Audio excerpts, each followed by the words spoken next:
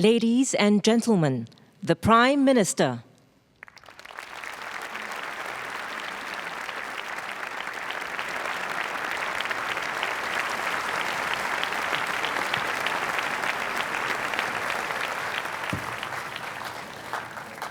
My fellow Singaporeans, good evening again.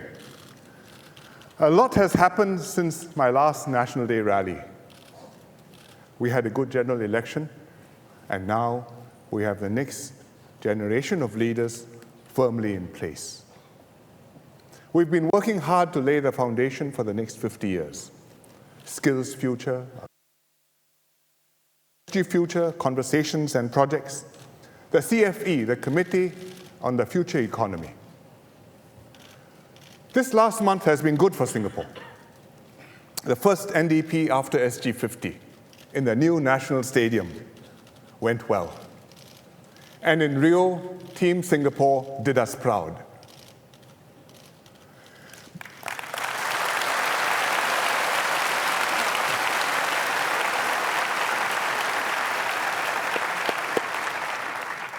But while we celebrate, we should continue to prepare for our future.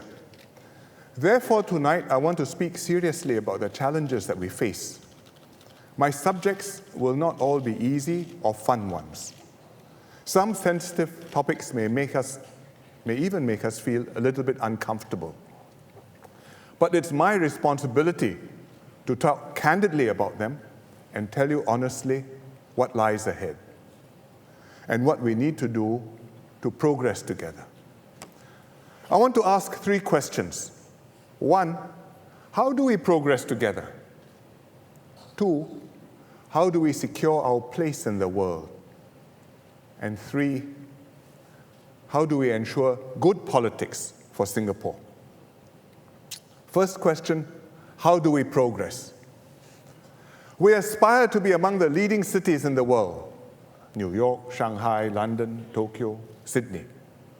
One of the shining spots in the world, in human civilization, where people want to be, because here you can do great things. A good place to bring up children, where our young continue to enjoy opportunities and a better life. At the same time, we want Singapore to be our home, where we belong, where our families feel safe and secure, where we build a compassionate and inclusive society, leaving no one behind. We know what we want, but how do we get there? Among all the economic issues we are dealing with, slower growth, helping people to upgrade, strengthening social safety nets, the defining challenge which we face in this era is disruption. Things are changing fast, old models are not working, new models are coming thick and fast, and we are having to adjust and to keep up. Because of technology, globalization, and the disruption will happen over and over again, relentlessly. I just use the familiar example of the taxi business. Uber and Grab, these are private car hire services. They compete with taxis in cities all over the world. You open an app, it matches you with the nearest car. The car comes, you can see it coming on your map, picks you up where you are, takes you where you need to go. You tap on the app again, you rate the driver rates you, and you pay. No need to book a cab by phone, no need to hail a cruising cab along the street. I'm sure some of you came by Uber or Grab tonight. Anybody? A few hands. Some of you must have taken comfort in other taxis tonight. Anybody? Oh, taxi drivers must be getting worried, but I'm sure there are. How does Uber and Grab work? They grab data from users, they analyze the travel patterns, they adjust the charging to match supply and demand. So if there are lots of people wanting rides, not enough cars, fare goes up, more drivers turn up. If there are a lot of drivers, not enough rides, fare goes down, maybe more people will turn up wanting to ride, maybe some drivers will go home.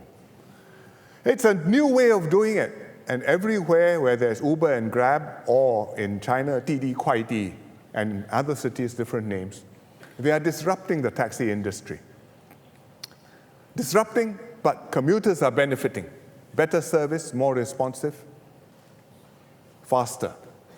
But taxi companies and drivers find their business affected. And in some cities like London or Sydney or Jakarta or Paris, the drivers have staged protests, blockades. They want the governments to block the new services, protect their existing ways of doing business. What do we do in Singapore? We can respond to disruptive change like this in two ways. We can close ourselves off, try to stop people from using the new technology. You must do things the way you have always done it. So Uber out, Grab out. Any new services coming along? No. We impose restrictions, we protect the old ways, the taxi companies, and we force everybody to stick to that. But we'll be left behind and our commuters will lose out and our economy will suffer. The other way is to embrace change. Let the disruption happen. You can't stop it, but you can adjust it. You can adjust to it.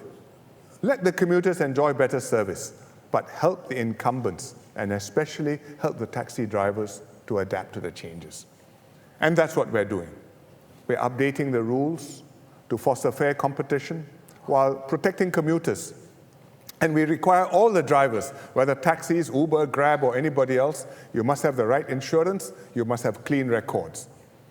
And as we adjust the rules, the companies will have to adapt, and they can adapt. And I think the taxi drivers are watching this very carefully. I know quite a few are feeling anxious. I talk to Ang Hin Kee. Ang Hin Kee often brings them to his grassroots events, and I talk to them directly. And they ask, what's going to happen? Will they still have a livelihood? I said, you can also drive for the other side. They said, yes, but we have to work hard. But they can still make a living. Our taxi drivers have been level-headed about the competition. They've talked to us, they've made useful recommendations how to level the playing field. Some of you have actually told me that you welcome the competition because now that you can go the other side, the taxi companies are taking the taxi drivers more seriously and responding with better offers, new technology, enabling you to compete. And on the other side, we also talk to the new operators, and the new operators tell us, well, it's not so easy to compete in Singapore because unlike other cities, in Singapore, the taxi business is quite efficient. It's competitive, the drivers work hard, and so they have to work hard to get their share of the pie. So there's competition. The playing field is in play. Not quite level. Taxis still have some extra rules. They have to drive a minimum mileage every day. I know this is a sore point.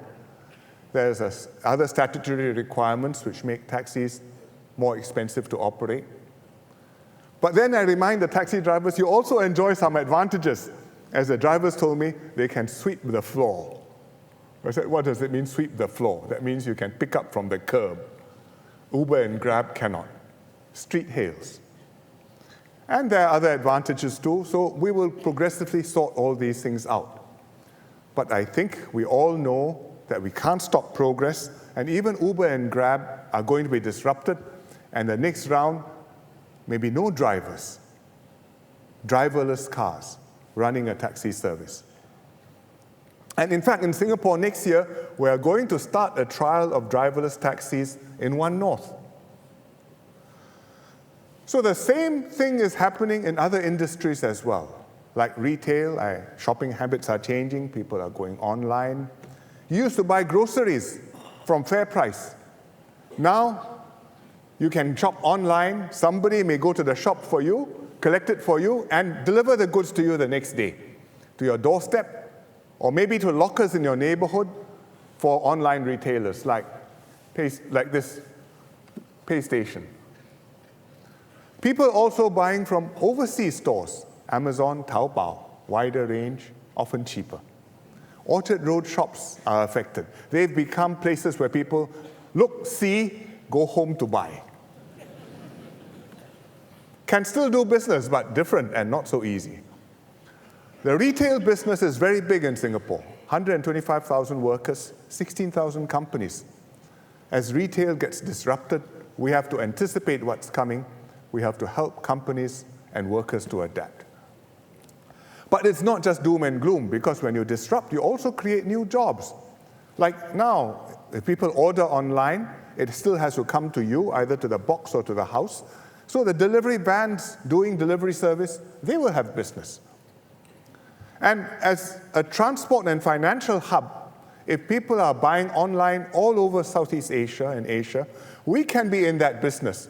The goods shipped through Singapore, the financing has to be done somewhere. We can be a major player in this new logistics chain. And there will be new opportunities, data analytics, digital marketing, figuring out who's buying what, who is interested in which item, how to get the item to the person who wants it. Every industry is disrupted, but every industry is disrupted differently. So EDB, Spring, IDA, IE Singapore will work with these industries one by one, with the trade associations, with the chambers of commerce, develop specific programs to help the companies to use new technologies, to invest in skills. At the same time, we also need an overall strategy to find out, to be able to spot where the changes are coming from, to respond when things are disrupted, and to keep our economy growing so that our companies can be resilient, able to keep on finding new ways to do business, able to keep on employing Singaporeans in good jobs. And we have to prepare our workers to do good jobs, different jobs, new jobs during their lives. That is what CFE is doing, the Committee on the Future Economy, chaired by Heng Swee Keat and Iswaran. It's not quite done, but I will give you a preview of 3 of the themes from the CFE project. First, to build new capabilities.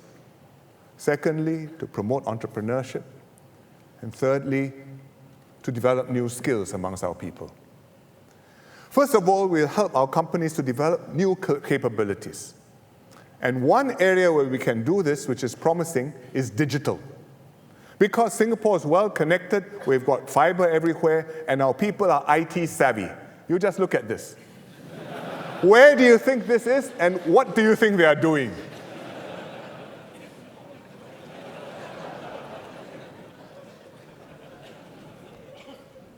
Somebody did that in the audience. That's Pokemon, and Pokemon Go has gone viral, but it shows that everybody has a phone, everybody is online, everybody is comfortable, able to use digital. And I think there are opportunities in digital. It's virtual, it doesn't require large areas of land, it will save labor, and we can do business with anyone from anywhere.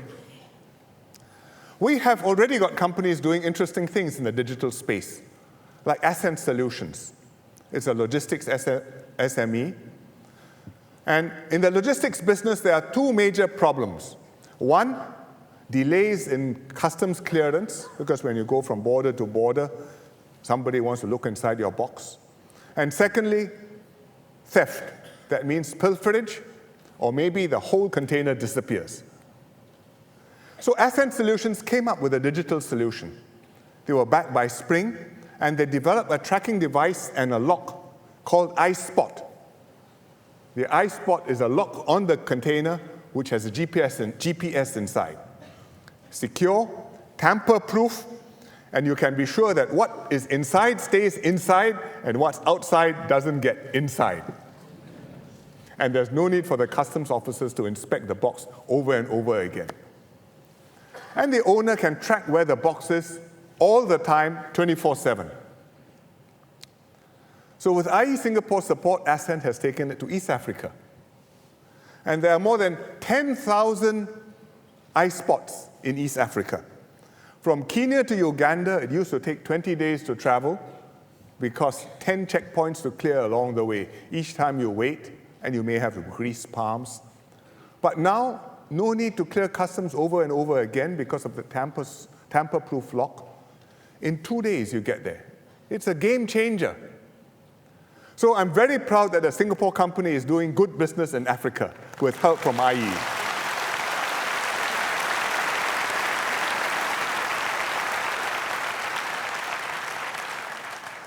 Besides digital, we also need to build capabilities in other sectors. And we have some SMEs which can compete with the best in the world, and we should help them to grow, to scale up. I mentioned fragrance bak kwa and Luzerne just now in my Chinese speech, but we can also hold our own in engineering. Hope Technic. It's a homegrown engineering SME that's been making a name for itself. It's 10 years old now. It employs 110 people. You know some of the things they make because they make red rhinos and hazmat control vehicles for SCDF. They also make drones and specialized industrial and commercial equipment. 4 years ago, Hope Technic won a tender by Airbus. They beat top engineering firms in the world in this tender. And the job was to build a scale model of a space plane. A space plane is a combination of a spaceship and an airplane, and is a scale model for Airbus's civilian spacecraft program. They built it, they loaded it with sensors, they tested it successfully, took it up, high up in the air, flew it down, instrumented it. It's part of the research towards building a real space plane. So maybe in 20 years' time, when civilians go into space and space flight is a reality for all of us, then we can say, a Singaporean firm helped this to happen.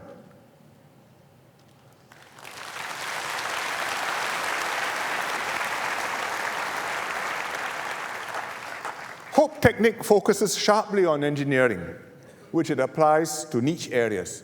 So it's able to create opportunities for itself. It's able to find new markets. It's able to create new jobs for Singaporeans. We must build this sort of new, deep capabilities in every sector: engineering, food manufacturing, logistics. And the government will support companies to do so. Beyond building capabilities, we should also promote entrepreneurship. Because engineering is one thing, but entrepreneurship, that dare to try something new, to venture, that's a different mindset. And entrepreneurs have that mindset, need that mindset. And we need people like that in our society. They play an important role, not just because they're doing business for themselves and doing well and creating jobs and prosperity and maybe making it big, but also because they're resourceful, they're optimistic. They give the society a confidence. Anything is possible, anything you can do, I will try and do better. And we need that mindset in Singapore. Through our own actions, we can change the world. And if we fail, we try again. If we fail, we try again. We refuse to give up. We keep on trying. One day, we will succeed. We started a small experiment at Block 71 Ayer Rajah 5 years ago. Block 71 was about to be demolished. JTC decided instead, don't knock it down, renovate it, launch it as an incubator. An incubator is a building which offers spaces for rent to entrepreneurs to start companies. This blue building, this is Block 71. It looks like an old JTC building with a new coat of paint. But a lot of bright ideas inside. We were offering not just buildings and the services, but also co-funding from government agencies. And started with a small group of startups attracted. It's been very successful. Now is expanded, Block 73, Block 79. So now they've changed the name and they've called it the Launch Pad. We even have a Block 71 in San Francisco to help our startups tap the US market and the Silicon Valley network. I visited Block 71, both here in Ayer Rajah and also in San Francisco. This one is talking to our young people in SF. Many of them starting their own companies. One company which came out of the original Block 71 is Simplistic. Simplistic makes the Rotimatic. The Rotimatic is the world's first automatic chapati and roti maker. You put in the flour, you put in the oil, you put in the water, you press a button, and after a minute, out comes fresh hot chapati and roti, 1 per minute. And if you've made chapati, you will know what hard work it is. In the old days, the women did the work, but nowadays the women are out at work, so they don't have time to make chapati anymore every day. But with the Roti-matic, the family can still have chapati for dinner. The Roti-matic was developed by Ms. Pranoti Nagarkar. She's a mechanical engineer by training, and her husband Rishi, who does the software. They brought it to market with Spring's help. It's generated a lot of interest internationally. And later on, you can try Roti-matic chapati at the reception.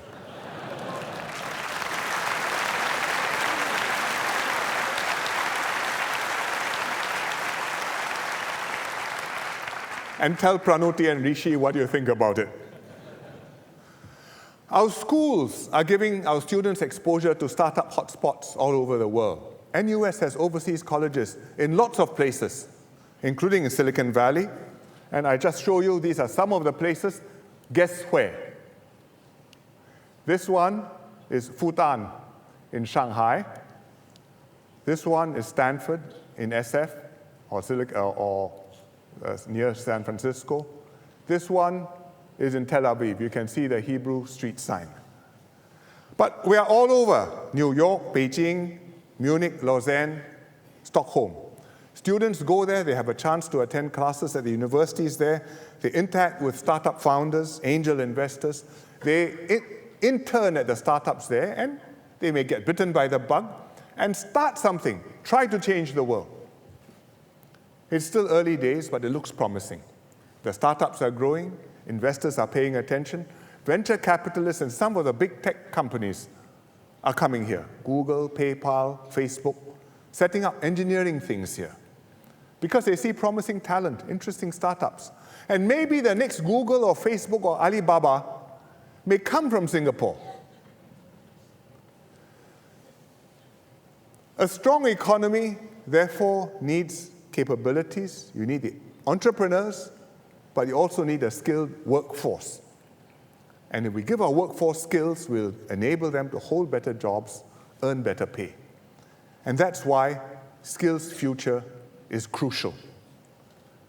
We are preparing our students well for the new economy, equipping them with relevant skills which are in demand.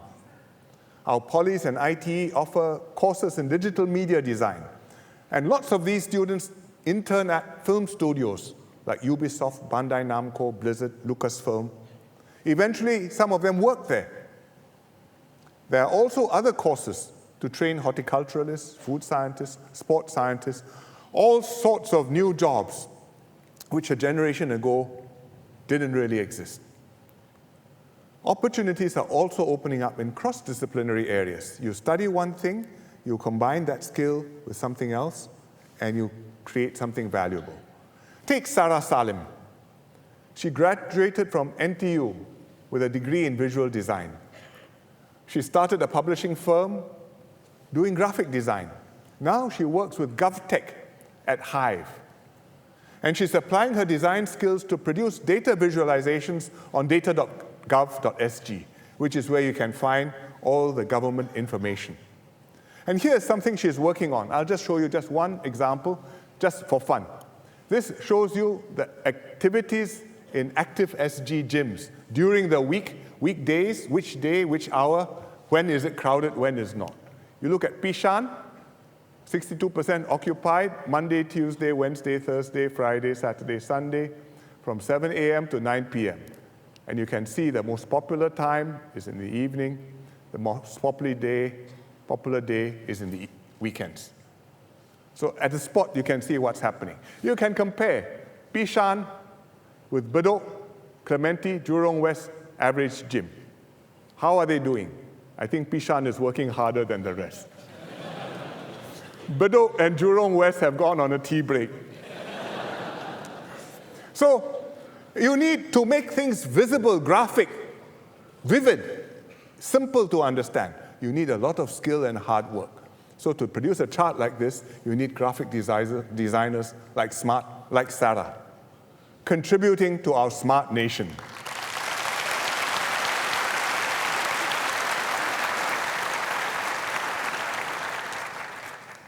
Sarah has just had a baby, so we should congratulate her too.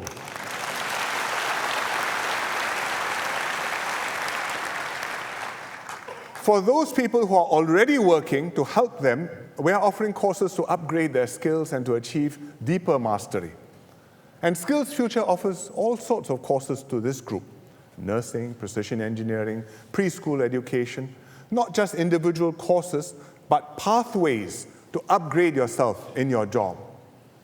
And that's what Madam Janessa Kumaran is doing. She became a preschool teacher with PCF about 10 years ago. Now she's a senior teacher, and she's taken up the Skills Future Study Award to do an advanced diploma in early childhood leadership at Ngee Ann Poly. Janessa aspires to become a center principal, and I'm sure she'll get there and become a great early childhood educator.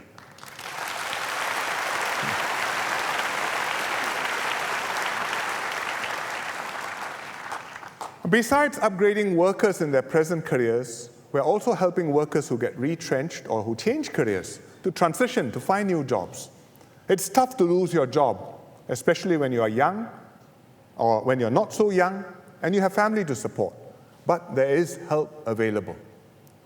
Programs like Under Adapt and Grow, like the PCP, the Professional Conversion Programs, and the Career Support Program. They train you, help you to pick up new skills, move to a different industry, settle into a new job. NTUC is doing good work, helping not just rank and file workers, but PMEs too, like Gerard Peck. Gerard worked 30 years at a bank in IT security. Now in his 50s, last year he left the bank. He found it hard to find a new job. So he signed up for the CSP, Career Support Program. The CSP helped his new employer pay a portion of his wages for some time. It made it easier for his new employer to take him on. So with E2I's help, Gerard landed a job as head of IT at a new company, at another company early this year. Company is DataPost. DataPost is an SME in printing and mailing solutions.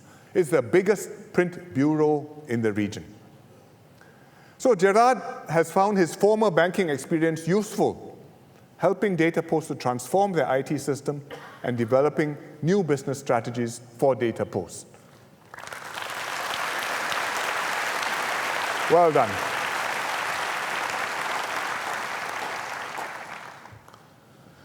I've talked about developing capabilities, encouraging entrepreneurship, developing skills. Earlier in my Chinese speech, I also discussed strengthening our safety nets. These are the ways our economy and our workers can thrive amidst disruption. This is how we can progress together and thrive in a competitive and dangerous world. And it is a dangerous world. So my second question is, how do we secure our place in the world? To start off with, we have to defend ourselves, and that's why we have the SAF. But as a small country, we also need a network of friends in our neighborhood, and also friends among the big powers all over the world, even in faraway places. We are a little bit like Mongolia. I visited Mongolia 2 months ago. They are size, area-wise, bigger than us, population-wise, about the same as us, but similar because their neighbors, two huge ones, much bigger than them. One is China, one is Russia. So if you ask the Mongolians how many neighbors they have, they say they have 3 neighbors, China and Russia. Then who's the third neighbor? The third neighbor is Japan, the third neighbor is the US, the third neighbor is the South Koreans, the third neighbor is the EU. These are all Mongolia's third neighbors. So in the same way, Singapore also has 2 neighbors, Malaysia and Indonesia, and we have third neighbors all over the world. I've been busy with foreign trips this year because the world is important and we have to keep up links with them. Beyond Malaysia and Indonesia, our most important relationships are with China and with America. I just came back from an official visit to the US at the invitation of President Obama. It was a significant gesture. The last time a Singapore PM was officially welcomed in the White House with ceremonies was more than 30 years ago, when Mr. Lee Hsien Loong went in 1985.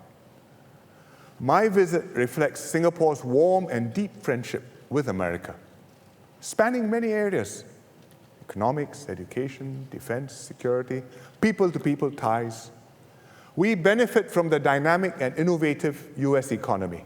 We admire their warmth, their openness, their generosity.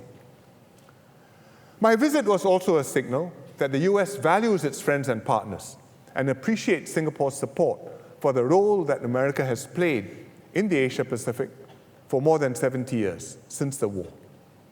Spreading prosperity through trade and investments, maintaining security and stability, enabling all the countries in the region to thrive and to compete peacefully. And Singapore hopes that the US will keep on doing this even as China's influence grows. At the same time, Singapore is good friends with China. I'll be visiting China next month, including to Chongqing, where we have a third government-to-government project with China. Singapore hopes that China will develop and grow well too, because an unstable and backward China will cause Asia great trouble, as happened in the 1950s and 60s. Over the last 40 years, China has reformed and opened up under Deng Xiaoping and his successors. China has been stable and prosperous, and this has greatly benefited Asia and the world, including Singapore. We are happy to see China grow strong and influential in a constructive and peaceful way. And therefore, we are friends with both America and with China. It's easiest to do this if the two countries are on good terms with each other. And in fact, both countries do aim to be on good terms with each other. Both believe that the Pacific is vast enough to accommodate both powers. And President Xi Jinping said recently that America and US should cultivate common circles of friends. So that's precisely what Singapore's trying to be, among America's circles of friends and also among China's circle of friends. But life is never so straightforward. First of all, we may ourselves have some issue or other with these countries, as we did with the US when we caned Michael Fay for vandalism. And we've had issues with China too from time to time, when they felt that we didn't sufficiently defer to their interests. Also, sometimes the interests of our friends will conflict, and we will be pressured to choose sides. And one current issue which can cause trouble is the South China Sea. It's a complicated dispute. At one level, it's a dispute among parties who claim all or some of the islands and the reefs in the South China Sea. At another level, it's about the rights of the international community, which are provided for under UNCLOS, that means the UN Convention on the Law of the Sea. Rights like freedom of navigation, freedom of overflight. It's also about how international disputes and disagreements can be peacefully resolved. Now, if you don't fully understand what it is about, just remember this. This is a dispute which is very complicated because it's a dispute where even what is in dispute is itself being disputed. It's true, the lawyers will tell you so. What is mine is not in dispute. What is yours is in dispute. Singapore happens to be the country coordinator for the ASEAN-China dialogue relations right now. And this puts us in a slightly warm seat. Warm because each party wants us to side a bit more with them.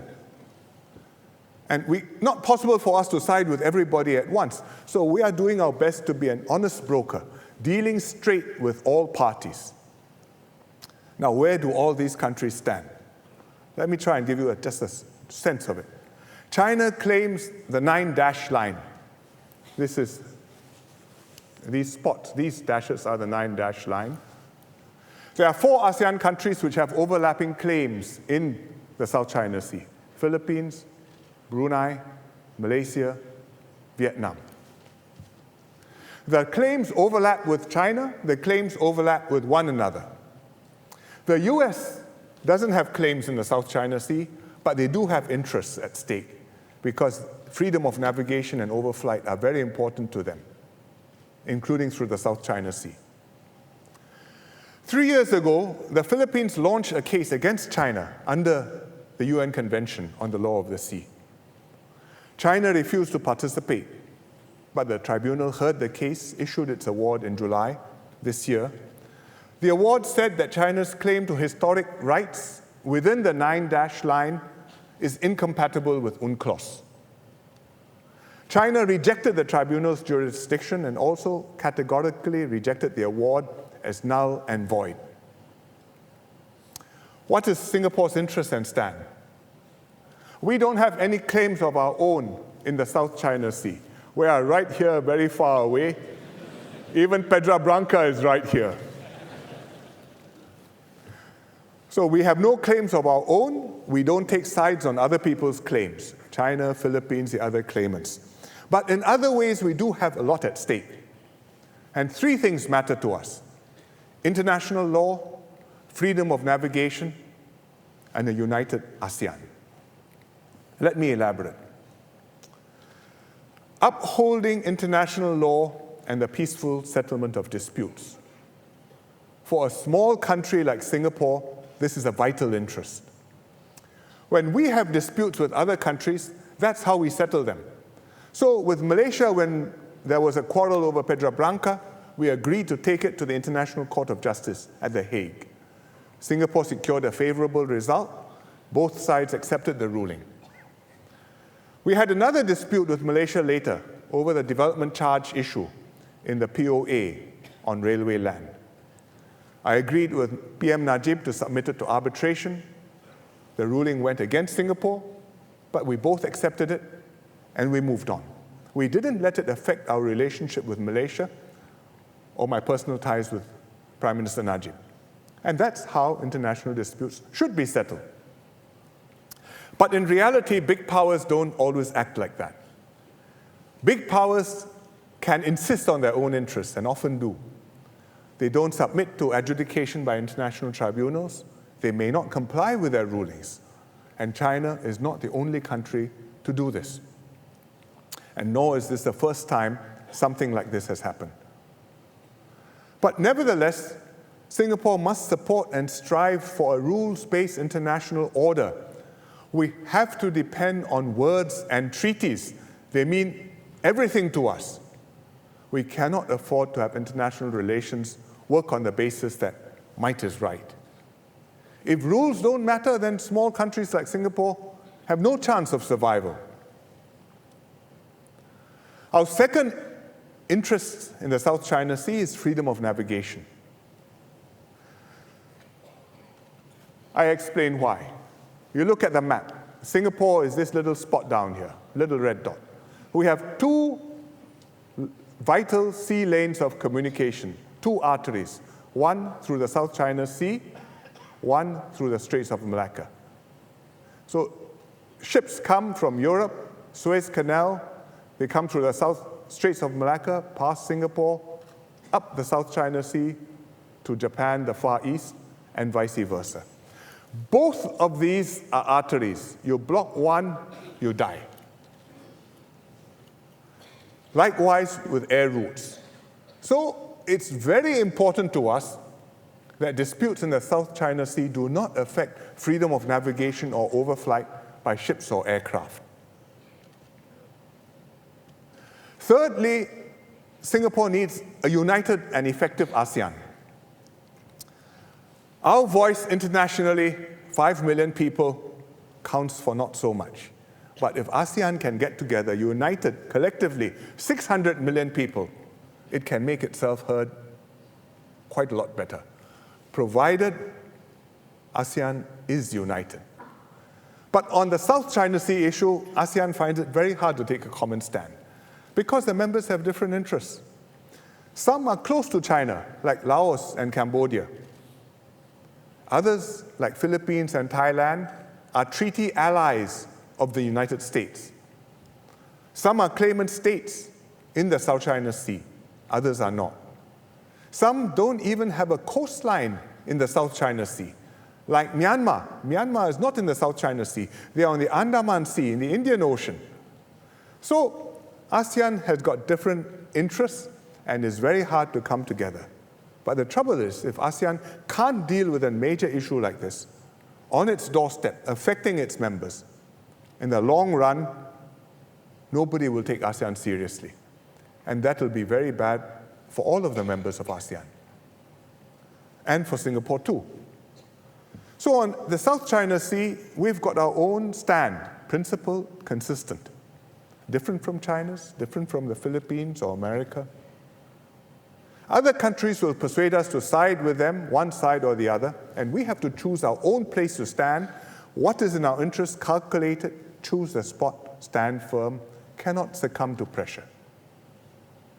I tell you this so that you will understand why we do what we do and why we have to stand up for Singapore's position.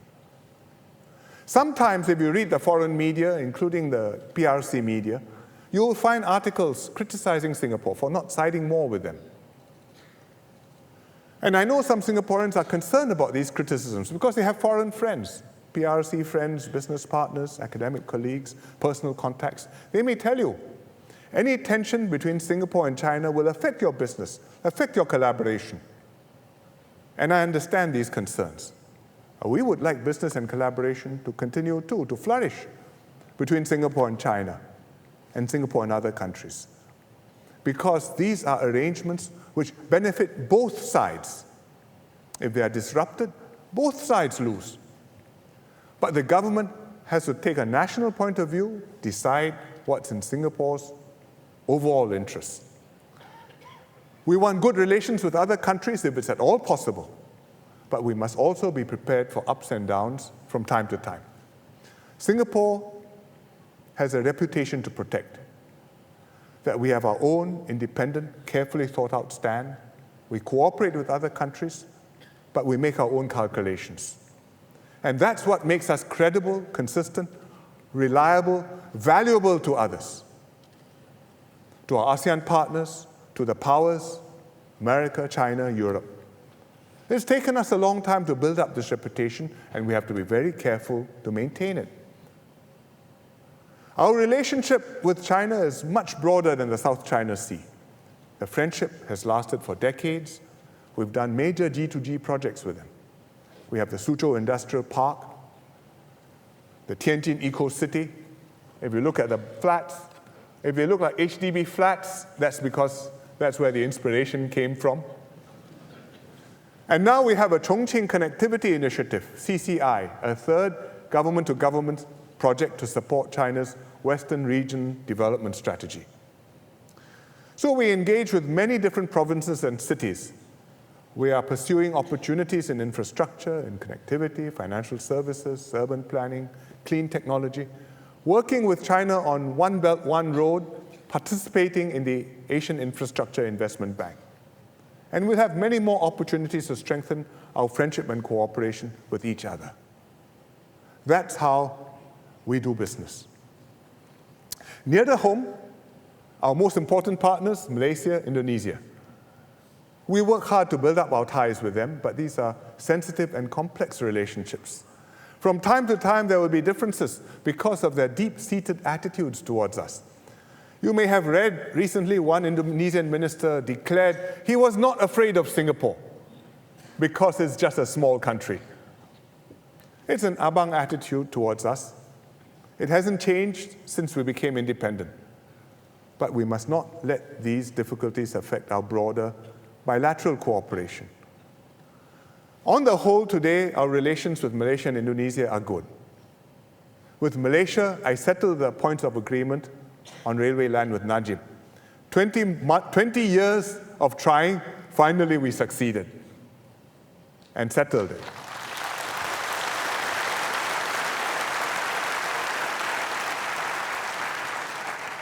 Last month, I was in Putrajaya to witness the MOU on the high-speed rail between Singapore and Malaysia. Najib, Prime Minister, hosted us to lunch. The durian was good. The high-speed rail will be better.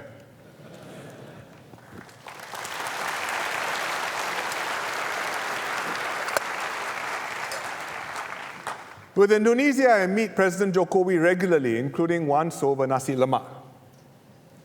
We want to work with Indonesia to tackle transboundary haze, to deal with the companies causing it. And he's told me he's committed to solving the haze problem.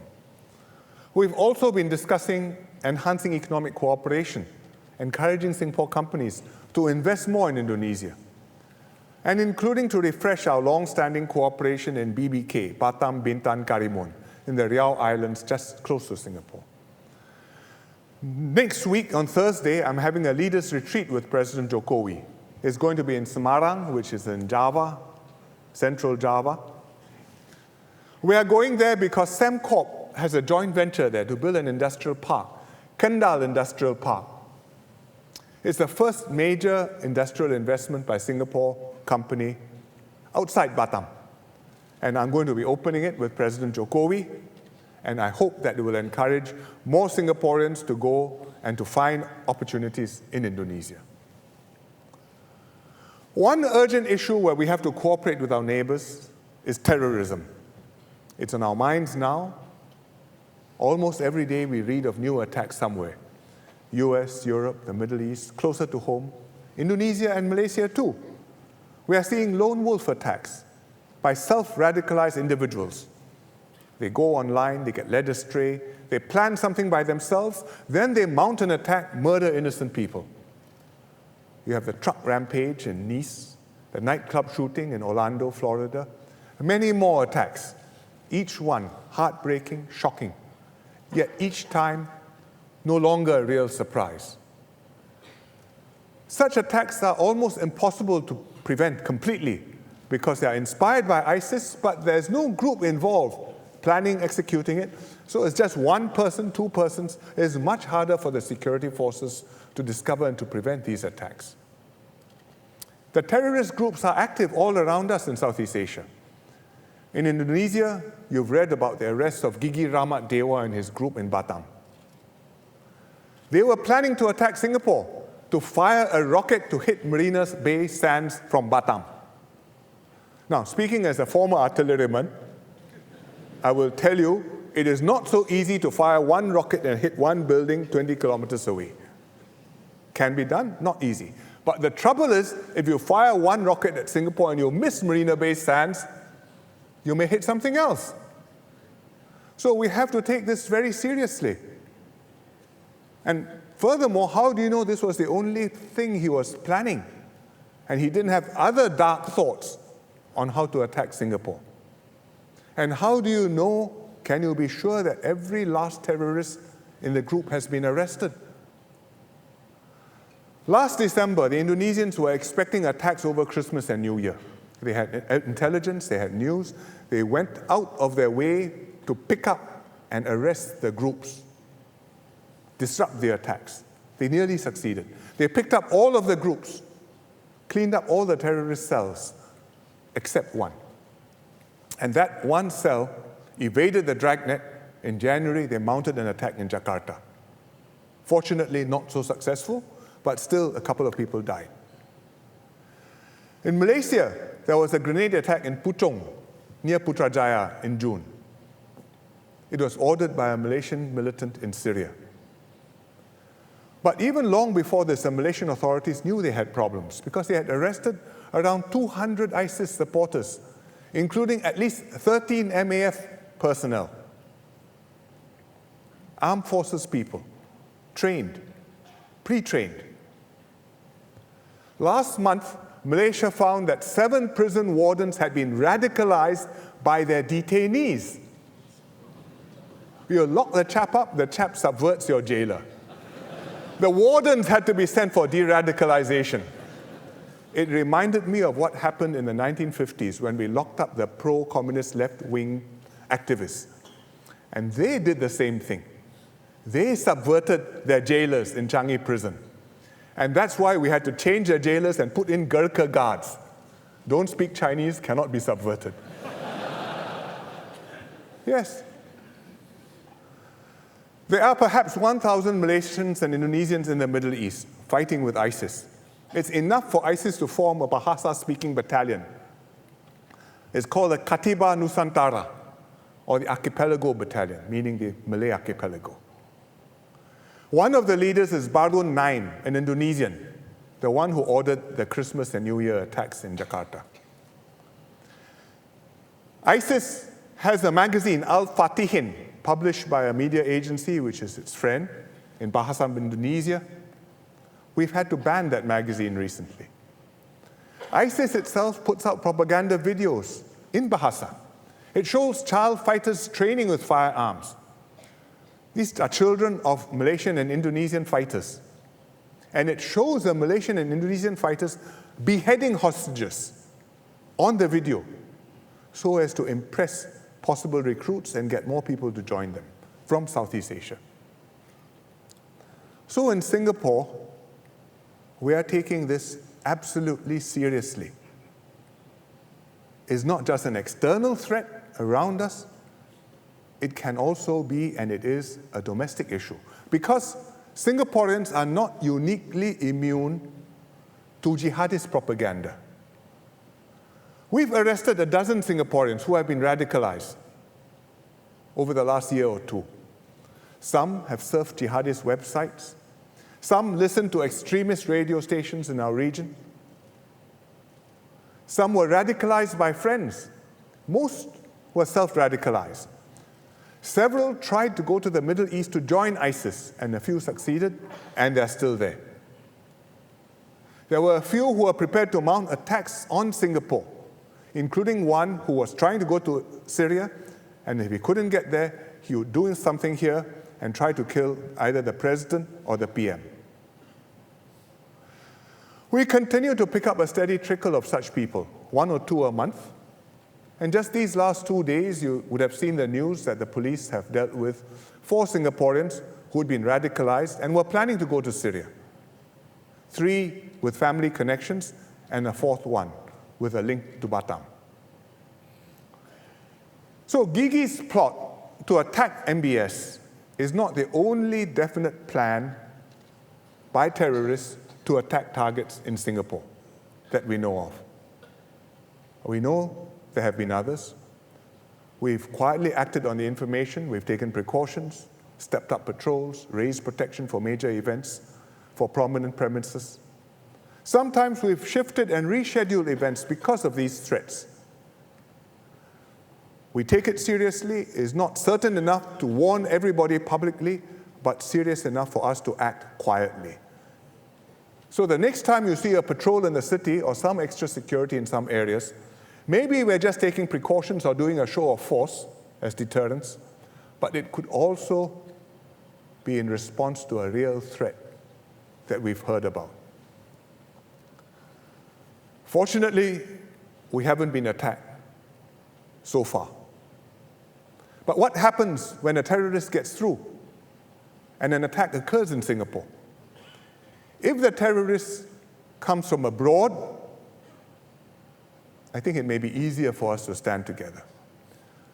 But if the terrorist is domestic, Singaporean, one of our own, self-radicalized, like what happened in Nice, where the truck driver was a French,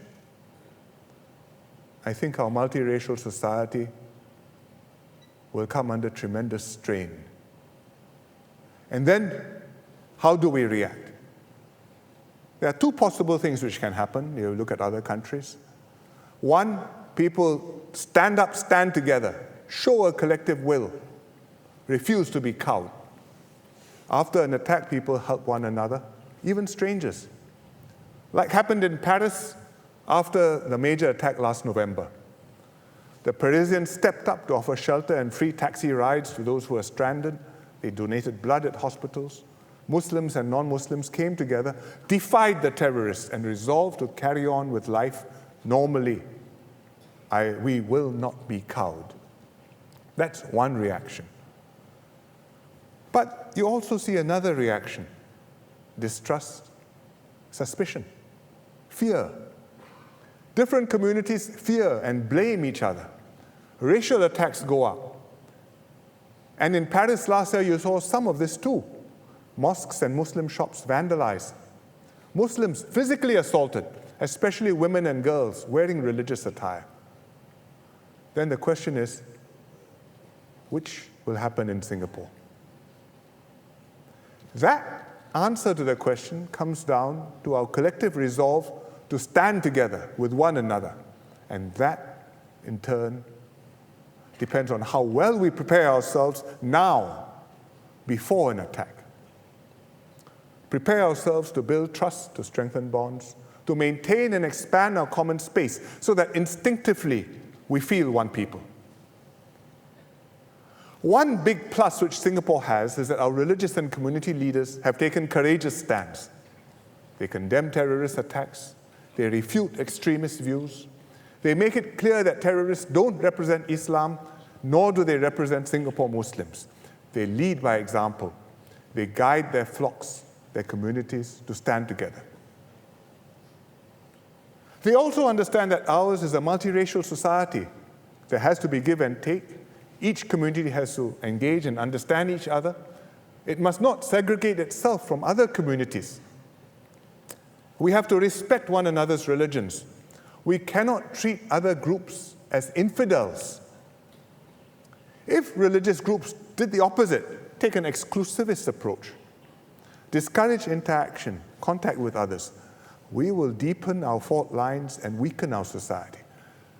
Imagine if in Singapore only the Chinese wished each other Sinian Kuai Le. Only Muslims could say Selamat Hari Raya to each other. Only Indians, Hindus exchanged Deepavali greetings. And only Christians said Merry Christmas. It would be a very different, a very troubled Singapore. This is fundamental, that all religions in Singapore practice their faith in a multiracial, multi-religious context. Tolerant, give and take, respectful, warm. It has to be so here, it has been so here, but it is not so in many other countries. Maybe the same religion, but the practice and the teaching varies from country to country. And sometimes these practices and teachings are exclusivist, intolerant. So when we get foreign preachers visiting Singapore, if they don't understand our context and they want to preach these exclusivist practices and doctrines, they will cause us serious problems. So we have to act against them, and from time to time, we have acted against them. So we've banned such preachers from coming in, Christians some, Hindus some, Muslims also some. Our Muslim leaders have expressed concerns to us about such Muslim preachers. I'm glad they are vigilant, making sure that Islam, preached and practiced in Singapore, suits our multiracial context.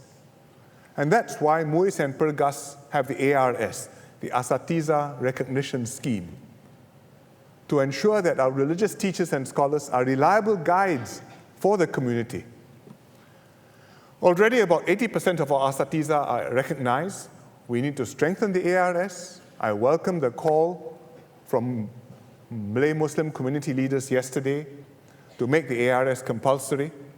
That means all the Asatiza must be registered under the ARS, and those who are educated abroad should attend a professional development course before they get registered, so that they understand our local context. I support these proposals. I commend the Malay Muslim community because they've taken the initiative to deal with a sensitive problem. And with these measures, it will ensure that all the Asatizas in Singapore understand how is Islam practiced here, how you can guide Muslims, guide your students to live in harmony with other Singaporeans of all races and religions. So it's a very challenging landscape, security-wise. The region is shifting. There are new dynamics between the powers and within ASEAN. It's going to mean a more complicated world for us. Less tranquil. We have to be more watchful. We have terrorism threatening our safety and our social fabric. We have diplomat security forces, Home Team, SAF, doing good work. But they by themselves alone cannot guarantee our security and safety or hold us together. Each of us has to do our part. Understanding our national interests, supporting Singapore in our relations with other countries, preparing ourselves to deal with terrorism, standing together before and after an attack. I'm launching SG Secure, the SG Secure movement, in September is a call to action to be sensitized, train, mobilize all of us to protect Singapore against attack. Ultimately, what matters most is we must have that resolve to hold together, to fight, to defend our place in the world.